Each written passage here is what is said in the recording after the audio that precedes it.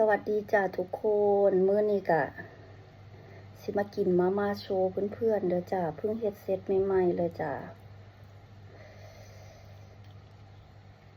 ก็ใส่ของที่มีในตู้เย็นเด้อจ้ากระเจี๊ยบข้าวโพดที่มันเหลือมีข้าวโพดแล้วก็มีดอกฟักทองหลังบ้านเฮาก็มีเด้อจ้าอันนี้ก็เป็นหัวกุ้งที่เฮาเฮ็ดตำกุ้งเมื่อหันมันเหลือกินของเหลือๆนี่แหละทุกคนมีอีหยังกระยัดใส่อาหารทำอาหารไม่มีถูกไม่มีผิดนะจ๊ะ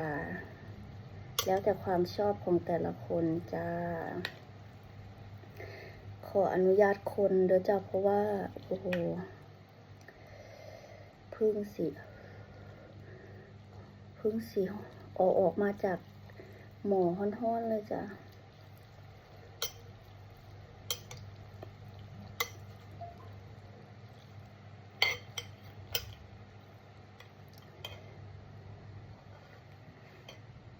ชิมก่อน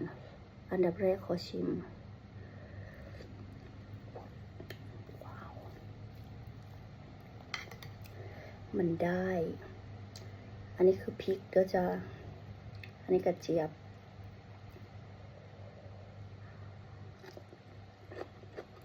มีไผ่เคยต้มมาม่าใส่กระเจี๊ยบนะ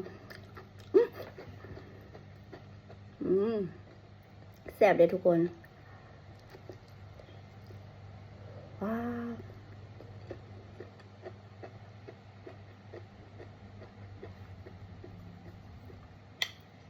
หอน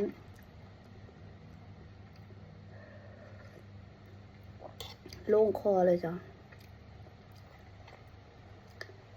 มาเด้อจ้ากินต้มมาม่าน้ำกัน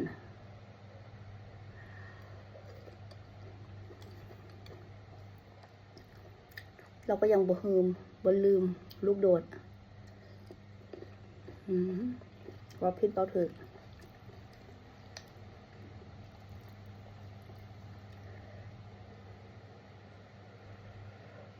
ยังห้อนอยู่เลยจ้ะ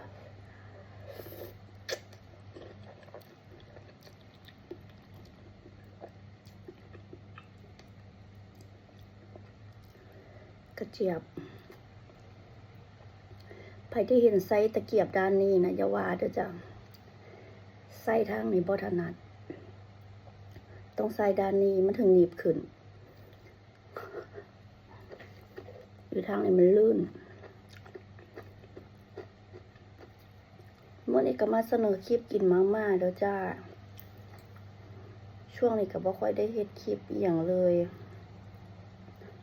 เพราะว่างานหลายจ้ะบ่มีเวลา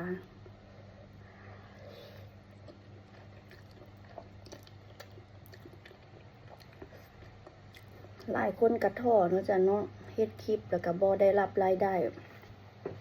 นี่ก็บ่ได้รับรายได้คือกันจ้ะแต่ว่าก็ยังสู้คือเก่าจ้ะทำไปเรื่อยๆสักมื้อนึงมันต้องได้เนาะทุกคนถือว่าเฮาเล่น Facebook ปกติเฮาก็เล่น Facebook อยู่แล้วอะตะกี้ก็ยังบ่ได้เงินเนาะคู่มื้อนี้มันมีแรงจูงใจในการสร้างรายได้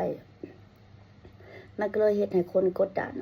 แต่ถ้าเฮาเฮ็ดไปเรื่อยๆแล้วก็เฮ็ดเหมือนที่เฮาเคยเฮ็ดแล้วก็บ่กดดันอะเฮาสิเฮ็ดแบบมีความสุขเด้อจ้ะบ่ต้องไปแบบคิดนำการทำคลิปก็มากินต้มมาม่าโชว์ให้เพื่อนๆเบิ่งนี่ก็ได้คลิปนึงแล้วจ้ะแล้วก็ฝากเป็นกำลังใจให้ทุกคนสู้ๆนำกันเด้อทุกคนอย่าเพิ่งหนีปากันเด้อย่าเพิ่งปิดช่องไปใส่เด้จ้าโอเคค่ะ